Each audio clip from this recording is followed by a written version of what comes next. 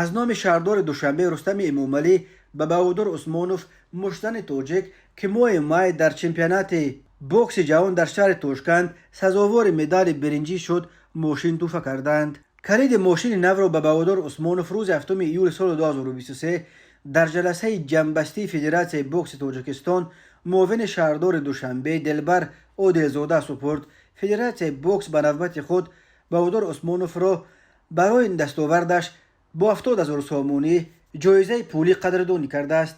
بهادر عثمانوف بعد 12 سال نخستین مشتن تاجیک است که در چمپیونات بوکس جهان صاحب مدال شد. از این قبل در سال 2011 انور یونسوف در چمپیونات جهان صاحب مدال شده بود. در چمپیونات امسال جهان که در پایتخت ازبکستان دایر شد، بهادر عثمانوف در وزن تا 63 کیلوگرم تا به دور نهایی رسید، ولی متاسفانه در رقابت برای راه یافتن به فینال از مشتن مغول چینزوریک به ترسوخ شکست خورد. مشتن تاجیک گفت جای سوم در چمپیونات جهان برای هر یک ورزشگر دستاورد بزرگ است، ولی این حد نهایی امکانات او نیست.